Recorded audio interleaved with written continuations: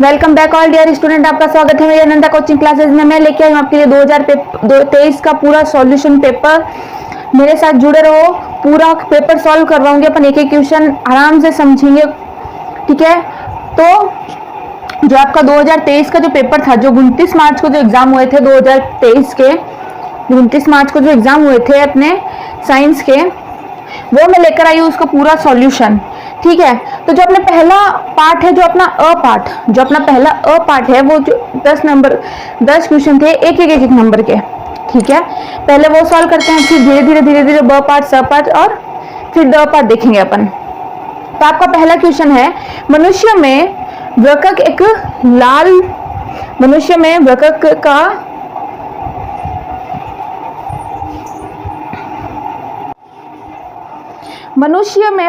तंत्र का भाग है जो संबंधित है। तो आपका पहला क्वेश्चन क्या है कि जो वृकक क्या है, मनुष्य के एक तंत्र का हिस्सा है, वो किससे संबंध है। तो आपको इसका आंसर करना था। तो आपके 4 ऑप्शन दिए हुए हैं। मनुष्य में वृकक किस तंत्र का भाग है?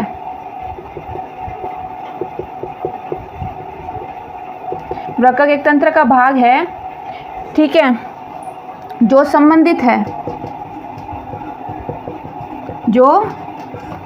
है, किससे संबंधित है। तो आपका पहला ऑप्शन था पोषण, दूसरा ऑप्शन था श्वसन, तीसरा ऑप्शन था उत्सर्जन और चौथा आपका ऑप्शन था परिवहन। तो आपको आंसर करना था पहला ऑप्शन जो पोषण, तो पोषण का तो भाग नहीं है, फिर दूसरा आपका था श्वसन का भी भाग नहीं है, तीसरा आपका था उत्सर्जन।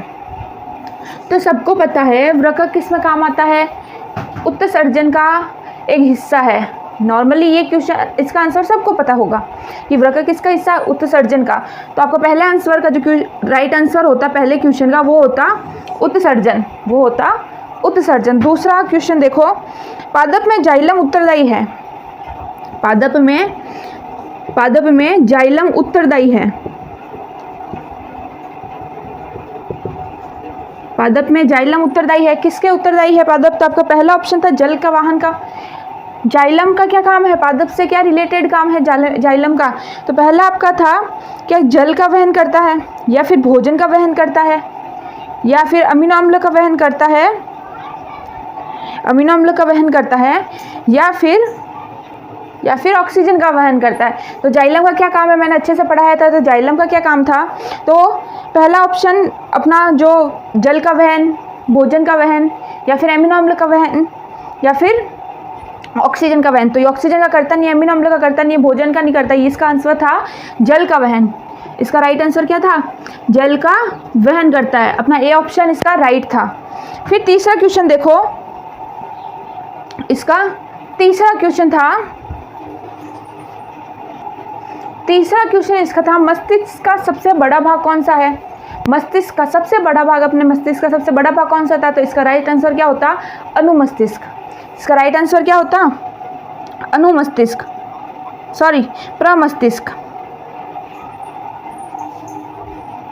फिर तीसरा क्वेश्चन देखो आपके कि मस्तिष्क का सबसे बड़ा भाग कौन सा था? तो मस्तिष्क का सबसे बड़ा भाग का राइट आंसर अपना था प्रमस्तिष्क। राइट अपना आंसर क्या होता तीसरे क्वेश्चन का? प्रमस्तिष्क, जिसमें आपके ऑप्शन दे रखे थे। पहला ऑप्शन था प्रमस्तिष्क, दूसरा ऑप्शन था अनुमस्तिष्क, तीसरा था मेडुला ऑब्लिगेटा और चौथा था इनमें से कोई नहीं। तो आपका जो राइट आंसर होता वो होता प्रमस्तिष्क, ठीक है। फिर चौथा क्वेश्चन की बात करूँ, चौथा क्वेश्चन आपका था कि निम्न में से कोई अनैच्छिक क्रिया बतानी थी। 4 ऑप्शन दे रखे थे, अनैच्छिक क्रिया बतानी थी। पहला था लिखना, कूदना, थूकना या पलक झपकना। थूकते तो अपन सेल्फ खुद थूकते तो वो तो अच्छी क्रिया में आ गई, दौड़ना वगैरह ये सब तो अच्छी क्रिया में आता है। इसमें एक ऑप्शन था पलक झपकना। क्या पलक अपन सेल्फ झपका सकते हैं? क्या अपन खुद का कंट्रोल है पलक झपकने पर? नहीं है। तो अनैच्छिक क्रिया कौन सी होती? पलक झपकना। इसका राइट आंसर क्या होता? पलक झपकना,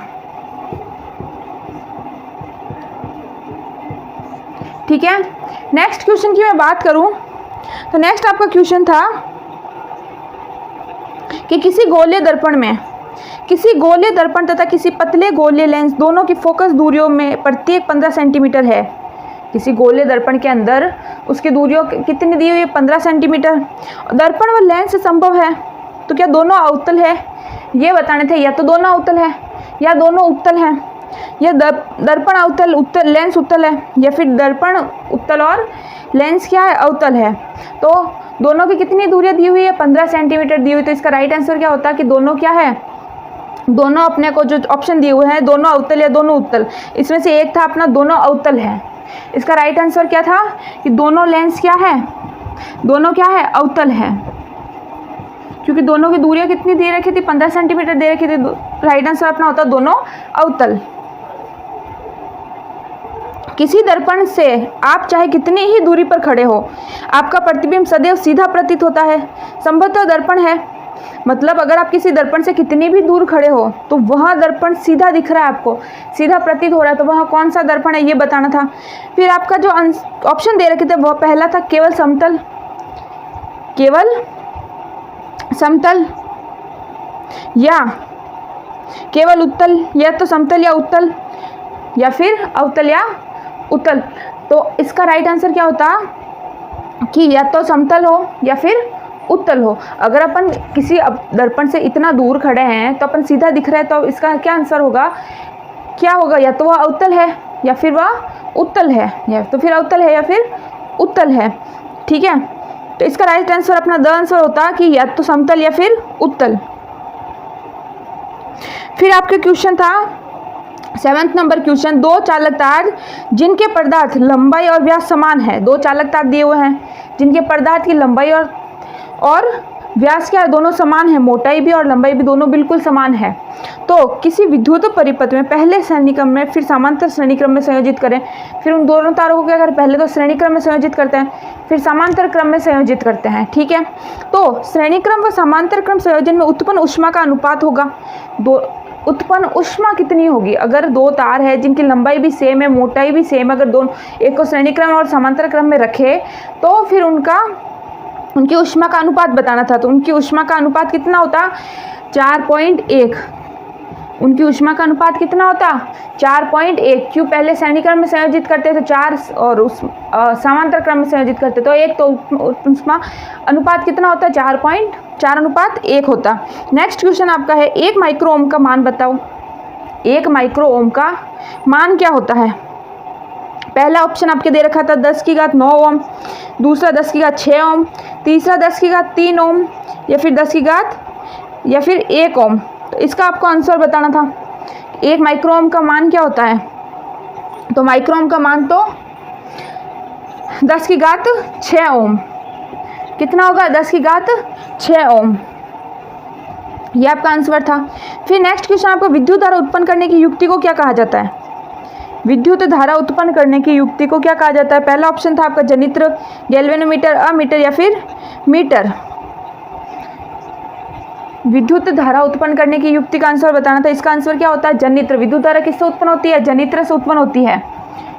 विद्युत धारा किससे उत्पन्न होती है, जनित्र से उत्पन्न होती है। तो आपका जो आंसर था वह पहला आंसर करेक्ट होता है, जनित्र। लोह चूर्ण पर तनु हाइड्रोक्लोरिक अम्ल डालने से क्या होता है। अगर एक लोहे का चूर्ण ले लिया अपन ने, हाइड्रोक्लोरिक अम्ल डाला, लोहे के चूर्ण पर अपने हाइड्रोक्लोरिक एसिड डाला, मतलब अपन ने क्या किया, Fe की रिएक्शन किससे हो गई, हाइड्रोक्लोरिक अम्ल HCl से। लोहे के चूर्ण के ऊपर अपन हाइड्रोक्लोरिक अम्ल डाला, मतलब Fe की रिएक्शन ही करवाई HCl के साथ। तो क्या बनेगा, क्या हुआ फिर, तो hydrogen gas plus iron chloride बनता है। क्या बनता है, आयरन क्लोराइड बनता है, प्लस हाइड्रोजन गैस बनती है FeCl2। ठीक है, ये इसका आंसर था। फिर नेक्स्ट क्वेश्चन देखो कि निम्नलिखित में से कौन सा तत्व तनु अम्ल के साथ संयोग करने पर हाइड्रोजन गैस देता है। 4 ऑप्शन आपको दे रखे थे, क्लोरीन, तांबा, जस्त या सल्फर। चारों में से कौन सा है जो तनु अम्ल के साथ रिएक्ट करके क्या देता है, हाइड्रोजन गैस देता है। तो सिंपल सी बात है, जिंक, जस्ता रिएक्ट करके क्या देता है, हाइड्रोजन गैस देता है। तो इसका राइट आंसर क्या था, जस्ता। नेक्स्ट क्वेश्चन देखो, निम्न में से कौन सा तत्व धात्विक है। आपको 4 ऑप्शन दे रखे थे, निम्न में से कौन सा तत्व धात्विक है।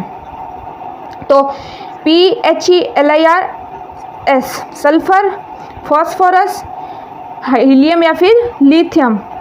सबसे निम्न में से कौन सा तत्व धात्विक है। तो लिथियम बिल्कुल धात्विक तत्व है। लिथियम क्या है, धात्विक तत्व है। फिर नेक्स्ट देखो, रिक्त स्थान की पूर्ति करने वाले क्वेश्चन थे। रिक्त स्थान की पूर्ति करने वाले क्वेश्चन थे। मस्तिष्क रिक्त स्थान में बंद होता है। मस्तिष्क किस में बंद होता है? तो बिल्कुल कपाल गुहा में बंद होता है मस्तिष्क। इसका आंसर क्या था? कपाल गुहा। नेक्स्ट क्वेश्चन था आपका, मनुष्य में शरीर में परिवहन मुख्य किसके द्वारा होता है? शरीर के अंदर परिवहन किसके द्वारा होता है? रुधिर के द्वारा होता है। तो इसका आंसर क्या होता है? रुधिर। फिर आपके खाली जगह, कारक में अजीवित अंश सम्मिलित होते हैं। कारक में अजीवित अंश सम्मिलित होते हैं किसके द्वारा? अजैविक घटक के द्वारा, अजैविक द्वारा। इसका आंसर क्या होता है? अजैविक द्वारा। जो जीव उत्पादक द्वारा उत्पादित भोजन पर प्रत्यक्ष रूप से निर्भर करते हैं, जो जीव उत्पादक द्वारा उत्पादित भोजन पर प्रत्यक्ष रूप से निर्भर करते हैं, तो इसका राइट आंसर क्या होता है? उपभोक्ता। मतलब जो उत्पादित जीव है वो किसके ऊपर डिपेंड करते हैं? उपभोक्ता के ऊपर डिपेंड करते हैं। उपभोक्ता की जो प्रकाश की सहायता से स्वयं अपना भोजन बनाते हैं, किसी के ऊपर डिपेंड नहीं रहते। इनके ऊपर, इनके उत्पादक के ऊपर कौन डिपेंड रहता है? उपभोक्ता। ठीक है। एक लेंस की फोकस दूरी 50 सेंटीमीटर है। नेक्स्ट क्वेश्चन आपका क्या था? एक लेंस की फोकस दूरी कितनी दे दी इसने? 50 सेंटीमीटर दे दी है। फिर इसने क्या पूछा कि उसकी क्षमता कितनी होगी? 50 सेंटीमीटर उसने लेंस की दूरी दे दी, तो उसकी क्षमता कितनी होगी? 2D। उसकी क्षमता कितनी होगी? 2D होगी। नेक्स्ट क्वेश्चन देखो, अति लघुरात्मक प्रश्न थे आपके। अब देखो अति लघुरात्मक प्रश्न कि पहला क्वेश्चन था, पहले का पहला पॉइंट देखो, एक कोशिकीय जीवों के नाम बताने हैं। एक कोशिकीय जीव मैंने बहुत अच्छे से समझा रखा है, अमीबा, पैरामीशियम। एक कोशिकीय जीव है क्योंकि इनके अंदर एक ही कोशिका पाई जाती है। ठीक है। फिर नेक्स्ट क्वेश्चन देखो कि दो कोशिकीय जीवों के नाम। फिर इसने क्या पूछा? दो कोशिकीय जीवों के नाम पूछा, या स्थानीय हार्मोन किसे कहते हैं? फिर नाम पैरामीशियम। एक कोशिकीय जीव क्या हो गया? अमीबा। दो कोशिकीय जीव क्या हो गए? पैरामीशियम। फिर इसने पूछा स्थानीय हार्मोन। स्थानीय हार्मोन के नाम बताने हैं। ये ऐसे हार्मोन जो स्रावित होने वाले स्थान पर ही प्रयुक्त हो जाते हैं। ऐसे हार्मोन जो स्थानीय हार्मोन जो किसी भी स्थान पर स्रावित होने वाले।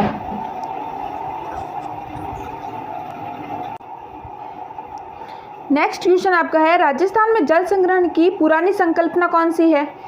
राजस्थान के अंदर जल संग्रहण की पुरानी संरचना है खादीन संरचना। फिर नेक्स्ट क्वेश्चन आपका दिया हुआ है, ऊर्जा के नवीनीकरण स्रोत का उदाहरण। ऊर्जा का नवीनीकरण स्रोत मैंने अच्छे से बताया था, पवन ऊर्जा है। फिर नेक्स्ट क्वेश्चन दिया हुआ है कि राजस्थान में जल संग्रहण की पुरानी संकल्पना, तो खादीन बता दी मैंने। फिर एक क्वेश्चन दिया हुआ है कि दिए गए चित्र में कोण का x मान ज्ञात करो। दिए गए चित्र के अंदर कोण का x मान ज्ञात करना है। आपको एक डायग्राम दिया हुआ था,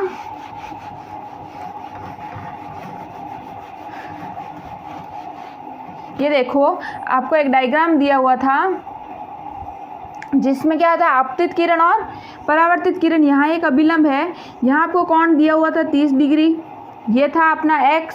तो आपको x का मान ज्ञात करना था। आपको क्या करना था? x का मान ज्ञात करना था। तो देखो ये अपना कौन सा हो गया I, ये अपना कौन सा हो गया R। आपतन कोण की J और परावर्तन कोण की J।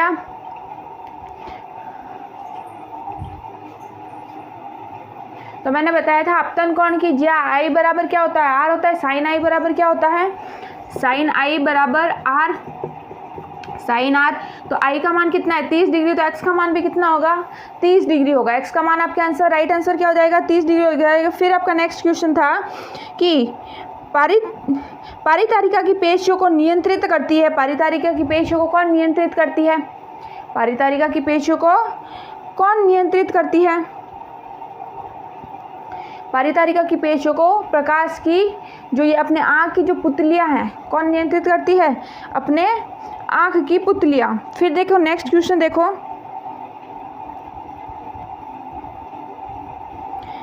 फिर नेक्स्ट क्वेश्चन है आपका KWH किस भौतिक राशि का मात्रक है? ये किस भौतिक राशि का मात्रक है? KWH किस भौतिक राशि का? तो ये विद्युत ऊर्जा का मात्रक है। नॉर्मली मैंने बताया था और पता होना भी चाहिए। तो KWH अपने किसका मात्रक हो गया? विद्युत ऊर्जा का मात्रक हो गया। फिर नेक्स्ट क्वेश्चन देखो, ओम के नियम से संबंधित दिए गए विद्युत परिपथ में युक्ति को पहचानिए। आपको एक विद्युत परिपथ दिया गया है। आपके नेक्स्ट क्वेश्चन में एक विद्युत परिपथ दिया गया है।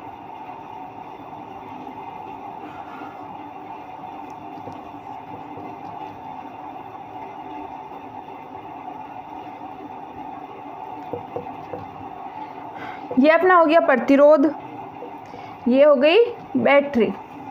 तो इस विद्युत परिपथ में क्या करना था, इस विद्युत परिपथ के अंदर आपको वाई को पहचानना था। क्या पहचानना था, ये वाई क्या है, ये जो तीर का निशान आपको दिख रहा है इसकी युक्ति में क्या करना था, आपको वाई को पहचानना था। तो वाई क्या लगा हुआ है, अमीटर लगा हुआ है। क्या लगा हुआ है, अमीटर। ये जब मैंने चैप्टर पढ़ाया था तो ये मैंने बताया था, ये क्या है, अमीटर था। फिर नेक्स्ट क्वेश्चन देखो आपका,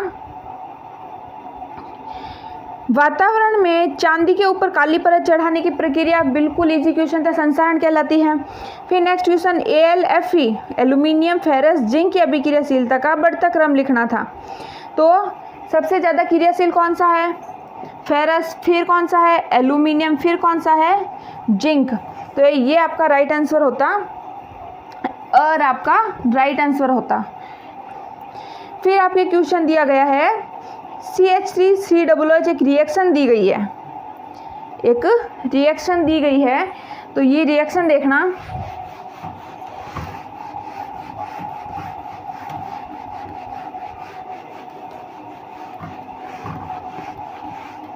आपकी एक रिएक्शन दी हुई है CH3COOH प्लस CH3CH2OH। ठीक है, अब देखो आपको क्या ज्ञात करना था, ए निकालना था कि अपने ए जो फॉर्मूला है, जो ए है इस पूरी रिएक्शन में ए क्या बनता है, H2O बन गया, प्लस अपना लवण कौन सा बनेगा। तो देखो यहाँ से H गायब हो गया, यहाँ से H गायब हो गया, यहाँ से OH गायब हो गया। तो यहाँ से H गायब हो गया, यहाँ से OH गायब हो गया, तो क्या बनेगा, CH3C O। मैंने ये H यहाँ से गायब नहीं करके कहाँ से निकाला, यहाँ से एक H निकाला है। तो यहाँ क्या बच गया, CH2, फिर वही रिएक्शन CH3। ठीक है, मतलब मैंने क्या किया कि यहाँ से एक H निकाला, यहाँ से एक H निकाला और यहाँ से OH निकाला। तो अपना H2O बाहर निकल गया, बाकी अपना लवण वो का वो बच गया। ठीक है, फिर आपका नेक्स्ट क्वेश्चन था, फिर अपने को जो कुछ खाली रिक्त स्थान दे रखे थे, अपने को रिक्त स्थान की पूर्ति करनी है, अपने को रिक्त स्थान दे रखे थे उसकी पूर्ति करनी थी। तो आपके पहला था कि लार में एक एंजाइम होता है जिससे लार के अंदर कौन सा एंजाइम होता है उसका नाम बताना था, लार में एमाइलेज होता है, मैंने बताया है। फिर देखो दूसरा आपका क्वेश्चन था, कायिक प्रवर्धन का लाभ यह है कि इस प्रकार उत्पन्न सभी पौधे आनुवंशिक रूप से जनक पौधों के क्या होते हैं, समान होते हैं। तो कायिक प्रवर्धन में क्या हो गया, क्योंकि उसमें नर मादा दो तो होते नहीं है, सिंगल एक ही जनक होता है। तो अपना जो संतति पैदा हो रही है वो किसके जैसी होगी, बिल्कुल जनक के समान होगी। तो रिक्त स्थान में क्या आएगा, समान आता। फिर नेक्स्ट तीसरा क्वेश्चन देखो, पदार्थ को जैविक प्रक्रम द्वारा अपघटित हो जाते हैं। जो पदार्थ जैविक अपघटन द्वारा अपना 13 चैप्टर का ये क्वेश्चन है, जो पदार्थ जैविक अपघटक द्वारा अपघटित हो जाते हैं उनको क्या कहते हैं, जैव निम्नीकरण। फिर आपका नेक्स्ट क्वेश्चन देखो, चुंबक के सजातीय ध्रुवों, जो चुंबक के ध्रुव है कौन से, उत्तरी ध्रुव और दक्षिणी ध्रुव, एक दूसरे को क्या करते हैं, प्रतिकर्षित करेंगे। उत्तरी ध्रुव और दक्षिणी ध्रुव एक दूसरे को प्रतिकर्षित करेंगे, सिंपल सी चीज़ है। सिरका में उपस्थित अम्ल का रासायनिक नाम क्या है, सिरका के अंदर मैंने बताया था एसिटिक अम्ल। फिर नेक्स्ट क्वेश्चन देखो, आपका आधुनिक आवर्त सारणी में तीसरे आवर्त में, जो अपनी आधुनिक आवर्त सारणी है उसके अंदर तीसरे आवर्त के अंदर उपस्थित तत्वों की संख्या कितनी है। तो अपने तीसरे आवर्त में कितने, 8 तत्व उपस्थित हैं। ठीक है, नेक्स्ट क्वेश्चन। फिर नेक्स्ट आपके थे अति लघुरात्मक प्रश्न। फिर अति लघुरात्मक प्रश्न में था कि हार्मोन की क्रिया को कौन सी क्रियाविधि नियंत्रित करती है, पुनर्भरण क्रियाविधि नियंत्रित करती है। फिर नेक्स्ट क्वेश्चन देखो, बहुखंडन प्रदर्शित करने वाले एक जीव का नाम बताना था। जो बहुखंडन तो मैंने बता रखा है, प्लाज्मोडियम बहुखंडन क्रियाविधि करता है। नेक्स्ट क्वेश्चन देखो, जीवाश्म ईंधन का उपयोग होने वाली एक हानि लिखी है। अब जीवाश्म ईंधन अपन जलाते हैं तो उससे हानि क्या है कि उससे क्या है कि कुछ हानिकारक गैसें निकलती है। कार्बन ले लो, नाइट्रोजन है, सल्फर है, तो कुछ हानिकारक गैसें निकलती है जो पर्यावरण प्रदूषण करती है। तो ये एक इसकी हानि बतानी थी। फिर देखो, पारित तंत्र के अंदर अजैव घटक का एक उदाहरण पारितंत्र। अजैविक घटक कौन कौन से? ताप है, मृदा है, ये सब किस में आते हैं? अजैविक घटकों के अंदर आते हैं। फिर नेक्स्ट क्वेश्चन आपका कि दो भौतिक राशियां हैं, दो भौतिक राशियां अपने को दी हुई है। देखो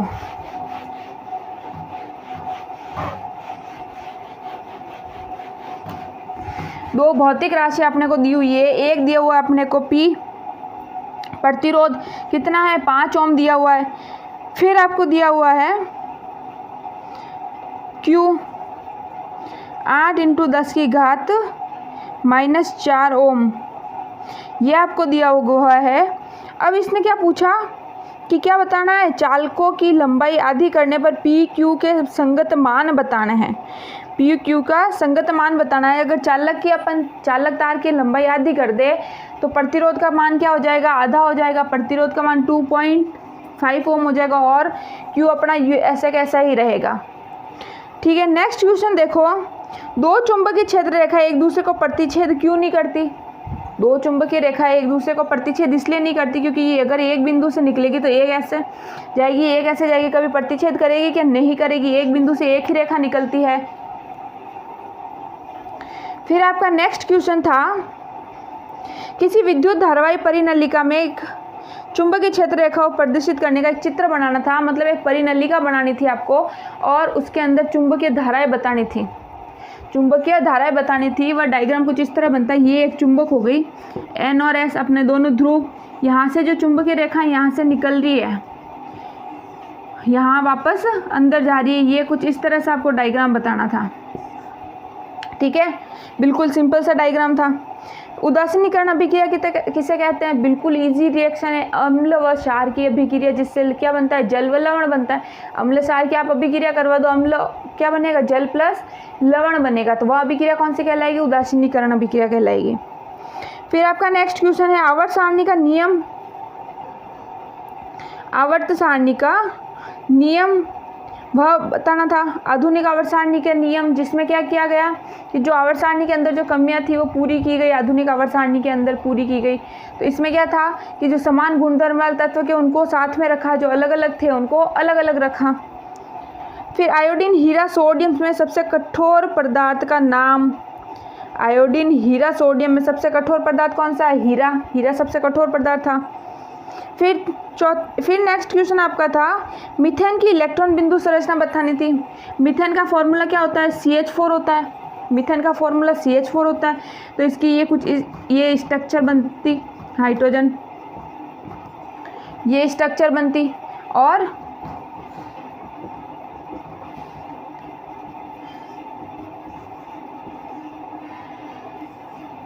ये स्ट्रक्चर बनती, इसकी स्ट्रक्चर बनानी थी। फिर नेक्स्ट देखो, सेक्शन बी की बात करें तो अपने जो पार्ट बी के अंदर जो क्वेश्चन थे, पहला क्वेश्चन था जैव प्रक्रम को परिभाषित करो। जैव प्रक्रम को परिभाषित करना था, बिल्कुल इजी क्वेश्चन। फिर नेक्स्ट क्वेश्चन था आपका एक लिंगी पुष्प को परिभाषित करो। दो उदाहरण बताने थे। एक लिंगी पुष्प जिसके अंदर एक ही लिंग प्रेजेंट हो, पपीता है, तरबूज है। फिर नेक्स्ट क्वेश्चन आपका वर्तिकाग्र पर पराग कणों के अंकुरण का नामांकित चित्र बनाना था। ये चित्र डायग्राम ऐसे बनता, इस तरह से डायग्राम बनता, जिसमें आपको परागकण दिखाने थे। परागकण का डायग्राम, वर्तिकाग्र, वर्तिका और अंडाशय, ये आपको शो करने थे। फिर नेक्स्ट क्वेश्चन, पर्यावरण के विभिन्न घटकों के बीच ऊर्जा का प्रवाह को समझाइए। पर्यावरण के विभिन्न जो घटक थे उनके ऊर्जा का प्रवाह कैसा होता है वो बताना था। उत्पादक से उपभोक्ता, उपभोक्ता से प्राथमिक उपभोक्ता वगैरह वगैरह। फिर नेक्स्ट क्वेश्चन आपको लेंस के आवर्धन की परिभाषा बतानी थी। लेंस का आवर्धन क्या होता है? m बराबर h2/h1 होता है, तो इसको परिभाषित करना था। फिर नेक्स्ट आपका क्वेश्चन था इसी का दूसरा पॉइंट कि वाहनों के पश्च दर्पण में प्रयुक्त गोले दर्पण का नाम। जो वाहन होते हैं उसको पीछे देखने के लिए कौन सा दर्पण लगा होता है? उत्तल दर्पण लगा होता है। पीछे वाला हिस्सा इजीली, पीछे जो गाड़ी वगैरह कुछ आ रही हो तो इजीली अपन देख सके। नेक्स्ट आपका क्वेश्चन था विद्युत विभवांतर की परिभाषा बतानी थी। फिर आपका क्वेश्चन था जूल के तापन का नियम व दो युक्तियों के नाम लिखने थे। जूल का तापन का नियम बताना था और उसके दो नाम लिखने थे, मैंने बहुत अच्छे से ये डेफिनेशन समझा रखी है। तो ये 2 नंबर का क्वेश्चन है, तो अच्छे से थोड़ा लिखना था 3 लाइनों के अंदर। फिर आपका क्वेश्चन फ्लेमिंग का वाम हस्त नियम। फ्लेमिंग का वाम हस्त नियम बताना था, जिसमें अंगूठा क्या करता, बल की दिशा को शो करता और जो अपनी ये तर्जनी है वो धारा की दिशा को बताती और बाकी विद्युत विभव की दिशा को बताता। फिर आपका क्वेश्चन था भर्जन निस्थापन को परिभाषित करना था। भर्जन व निस्थापन बिल्कुल इजी डेफिनेशन थी इसकी। फिर आपका क्वेश्चन है रासायनिक अभिकर्मकों के साथ एथेनॉल की रासायनिक अभिक्रिया को संतुलित करना था। तो कुछ रिएक्शन दी हुई थी जिसको अपने को संतुलित करना था। संतुलित करने की रिएक्शन बहुत इजी थी, 2 रिएक्शन दी हुई थी आपको 1-1 नंबर की। फिर इसने बताया कि तारे टिमटिमाते क्यों प्रतीत आते हैं, तो बिल्कुल प्रकीर्णन के कारण। प्रकीर्णन के कारण ही तारे टिमटिमाते प्रतीत आते हैं। क्यों, वहाँ रोशनी आ रही है तो तारों से टकराती हुई उसकी दिशा चेंज होती है, पलटती है, तो वो टिमटिमाते नजर आते हैं। बहुत अच्छे से ये भी मैंने समझाया है। खतरे के संकेत लाल रंग के क्यों होते हैं, ताकि लाल रंग बहुत ज़्यादा हाईलाइट होता है। लाल रंग बहुत ज़्यादा हाईलाइट होता है, इसीलिए। निम्नलिखित में से प्रत्येक को एक उदाहरण द्वारा समझाना था। संयोजन अभिक्रिया, वियोजन अभिक्रिया, जिसके अंदर 2 अभिकारक जुड़कर एक उत्पाद का निर्माण कर रहे हैं, वह संयोजन। जिसके अंदर एक अभिकारक टूटकर 2 उत्पाद का निर्माण कर रहा है, वो वियोजन अभिक्रिया। संयोजन मतलब जुड़ना, वियोजन मतलब टूटना। बहुत इजी रिएक्शन। फिर आपका क्वेश्चन वायवीय श्वसन को परिभाषित कीजिए। ये 4 नंबर के क्वेश्चन थे। वायवीय श्वसन को परिभाषित करना था और दूसरा इसका पॉइंट था मानव श्वसन तंत्र के वायु मार्ग को समझाइए। कुपिका वाला वो पूरा बताना है। ये 2 नंबर का था। मानव श्वसन तंत्र का नामांकित चित्र बनाना था, फेफड़े वगैरह और उसके अंदर कुपिका वगैरह बनानी थी। ये इसका 1 नंबर का क्वेश्चन था आपका। तो टोटल 4 नंबर का क्वेश्चन हो गए। फिर आपको इसके अथवा में दिया हुआ था पाचन तंत्र को परिभाषित कीजिए। भोजन में पाचन अग्न्याशय रस की भूमिका। और तीसरा पॉइंट था मानव पाचन तंत्र के आहार नाल की पूरी संरचना का स्ट्रक्चर बनाना था। इससे इजी तो वो श्वसन तंत्र वाला था, आपको श्वसन तंत्र ज़्यादा इजी रहता।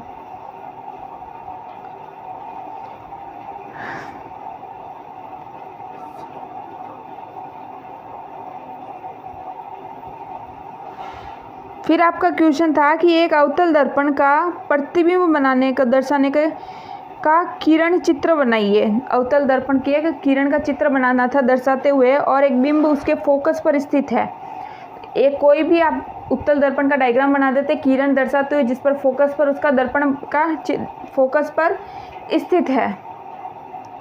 फिर इसके अथवा में क्या दिया हुआ, एक उत्तल लेंस से प्रतिबिंब का बनना दर्शाने का किरण चित्र, या तो उत्तल का बना दो या उत्तल दर्पण का बना दो। फिर यदि एक इसी का दूसरा पॉइंट का क्वेश्चन क्या था, यदि एक गोलीय दर्पण की वक्रता त्रिज्या 14 सेंटीमीटर है तो इसकी फोकस दूरी कितनी होगी। गोलीय दर्पण का वक्रता त्रिज्या 14 सेंटीमीटर दी हुई है तो इसकी फोकस दूरी कितनी होती, वह बतानी थी। और दूसरे अथवा में इसका था, यदि एक लेंस की अथवा क्षमता कितनी 2.5 दी हुई है, 2.5 डी, कितनी 2.5 दी हुई है लेंस की क्षमता दी हुई है, तो उसकी फोकस दूरी निकालनी थी। तो लेंस की क्षमता बराबर क्या होता है, 1/f होता है। ठीक है, तो इसकी फोकस दूरी निकालनी थी फॉर्मूला लगा के। फिर नेक्स्ट क्वेश्चन आपका दिया हुआ, गंधीय सूचक का कोई एक उदाहरण लिखना था। गंधीय सूचक का कोई भी उदाहरण लिख दो, विरंजक चूर्ण वगैरह है। फिर चूने के पानी में कार्बन डाइऑक्साइड गैस को प्रवाहित करने पर यौगिक ए का श्वेत अवक्षेप बनता है। अगर चूने के पानी में अगर अपन कार्बन डाइऑक्साइड मिलाए तो श्वेत अवक्षेप बनेगा। और इसमें अत्यधिक मात्रा में कार्बन डाइऑक्साइड गैस प्रवाहित की जाए तो जल में विलयशील पदार्थ बनता है। रासायनिक सूत्र व रासायनिक अभिक्रिया द्वारा इसका समीकरण लिखना था, जिसमें क्या करना था, कैल्शियम हाइड्रोक्साइड प्लस CO2, तो क्या बनता, CaCO3 प्लस H2O बनता। फिर इसने क्या बोला, अगर मैं और कार्बन डाइऑक्साइड प्रवाहित करूं, इसके अंदर और कार्बन डाइऑक्साइड प्रवाहित करूं सफ़ेदी चूर्ण, सफ़ेदी विलयन के अंदर, तो CaCO3 प्लस H2O CO2 क्या बनता? CaHCO3 ये बनता। फिर आपका नेक्स्ट क्वेश्चन देखो,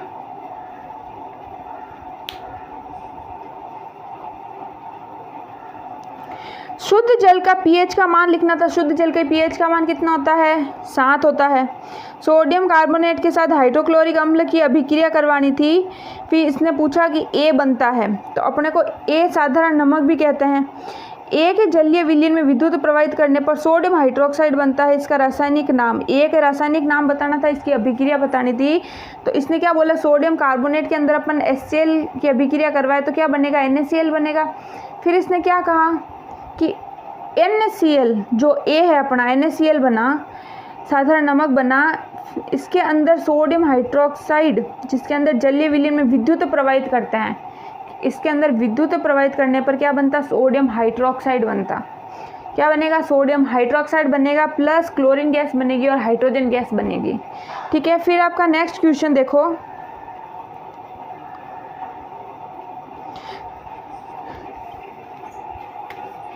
जो 2023 का अपना जो पेपर है, 2023 का जो अपना जो पेपर है वो पूरा यहाँ कंप्लीट मैंने करवाया है, बताया है और समझाया भी है।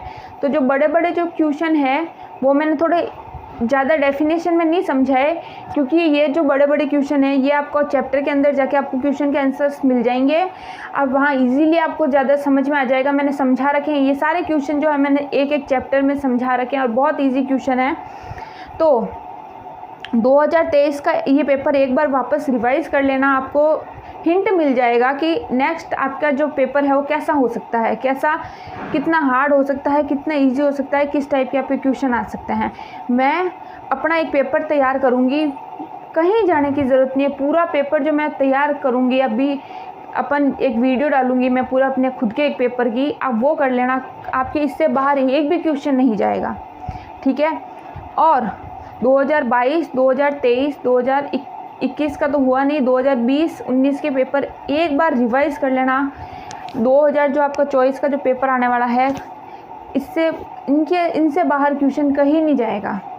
मैं आपको मोस्ट क्वेश्चन बता दूंगी। मैं अपनी वीडियो में जो अपनी क्वेश्चन डालूंगी उससे एक भी बाहर क्वेश्चन नहीं जाएगा, फिक्स है। मेरी वीडियो देख लेना, और ये जो मैंने वीडियो बनाई है 2023 की, 22 की, ये सारी एक बार क्लियर कर देना। ठीक है, आपका पूरा कोर्स क्लियर हो चुका है। क्वेश्चंस मैं आपको बताती रहूँगी, मोस्ट छोटे छोटे जो आपको टॉपिक्स हैं, जो हार्ड टॉपिक है वो वापस मैं बताती रहूँगी, समझाती रहूँगी।